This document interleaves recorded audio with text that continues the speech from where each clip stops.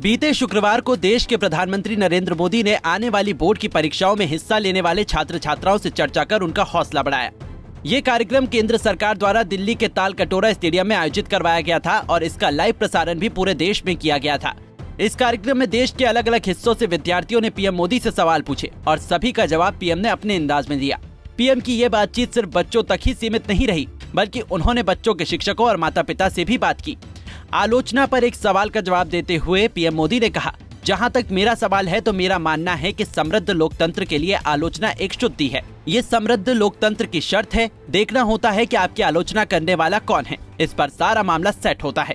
साथ ही उन्होंने कहा कि आजकल शॉर्टकट का जमाना है, इसलिए लोग आजकल आलोचना नहीं करते, आरोप लगाते हैं। आलोचना से हम समृद्ध होते हैं, जबकि आरोप केवल समय बर्बाद करते हैं। अगर हमने सत्यनिष्ठा से काम किया है तो आरोपों की चिंता मत कीजिए।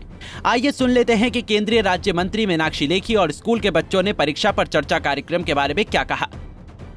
आज हमें काफ़ी कुछ सीखने को मिला, जैसे कि हमें माइंड अपना डाइवर्ट नहीं करना चाहिए, फोकस करना चाहिए एक ही चीज़ पर और कभी भी दबाव महसूस नहीं करना चाहिए किसी भी चीज़ का, और फ्रेंड की ज़्यादा बातों में नहीं आना चाहिए जिससे माइंड तुम्हारा डाइवर्ट हो, और हमेशा एक टाइम मैनेजमेंट करके चलना चाहिए जिससे बाद में हम पर ज़्यादा स्ट्रेस ना हो।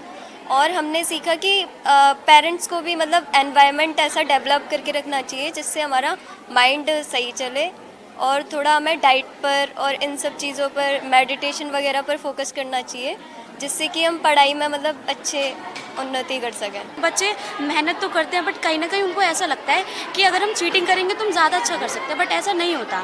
चीटिंग करने से हम उस टाइम पे एग्ज़ाम को बहुत अच्छा कर सकते हैं, हो सकता है, बट हम सबसे झूठ बोल सकते हैं। वही बात है, हम अपने आप से नहीं बोल सकते कि हमने बेस्ट दिया, हमने बेस्ट नहीं दिया। अगर हम चीटिंग करेंगे तो वो एग्ज़ाम हमारा अच्छा जाएगा, बट जो लाइफ का एग्ज़ाम है उसमें हम कभी पास नहीं हो सकते।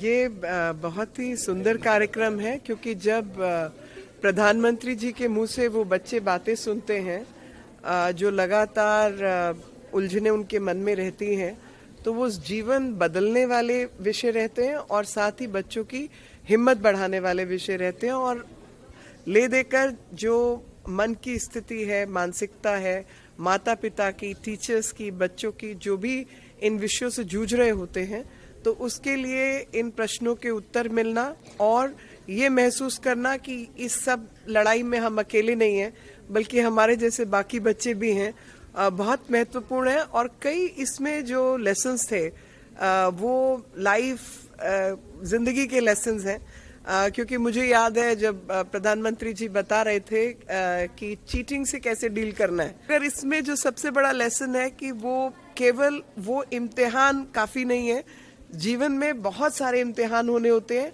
और वहाँ पर जो आपकी असली काबिलियत है वो सामने आ जाती है।